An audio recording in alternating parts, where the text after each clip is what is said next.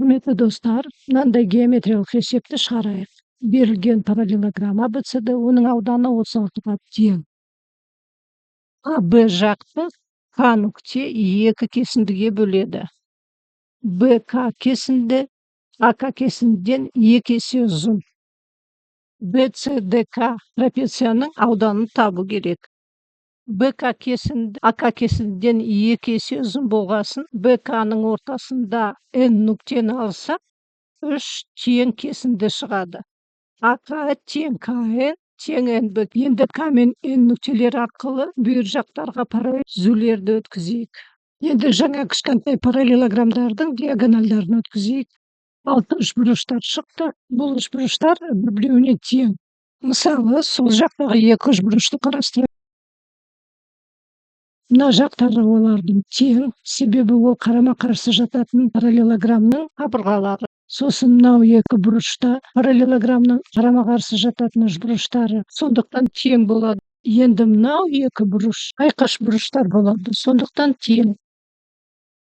Осы 2 үшбұрышты бір қабырға және оған іргелес 2 бұрыштары бойынша тең болады. Үшбұрыштардың теңдігінің белгісі бойынша. Сонымен біз берілген параллелограммды 6 тең үшбұрыштарға бөлдік. Параллелограммның ауданы 36-ға тең, бір үшбұрыштың ауданы тең 36 бөлу 6-ға 6-ға.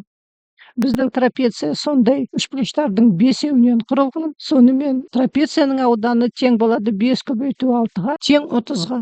Бұл геометриялық әдіспен шешу болды. Басқа да шешуді көрсетейік. АБ, СД жақтарының ұзындығын X деп белгілейік, биіктігін H деп белгілейік. Параллелограммның ауданының формула бойынша S ABCD тең болады X көбейту H. Есептің шарты бойынша АК БК-ға 1-2 сияқты қатысады. Яғни АБ кесіндіні 3-ке бөлсек, 1 бөлігі АК болады, 2 бөлігі БК.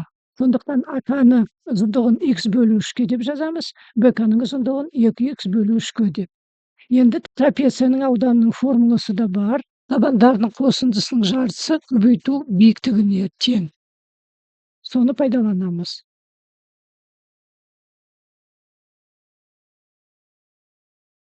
Есептейміз.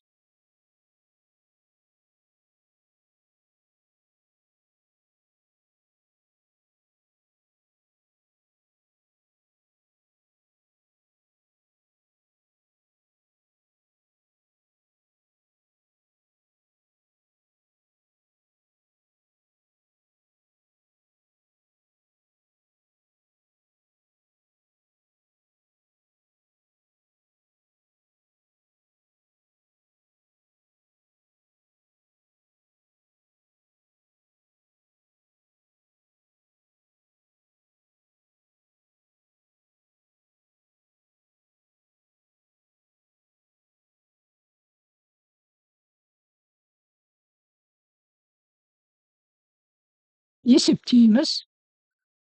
X көбейту H бізде параллелограммның ауданы, ол 36-ға тең. Орнына қоямыз. Есептейміз да, тағы да трапецияның ауданы 30 болып шықты.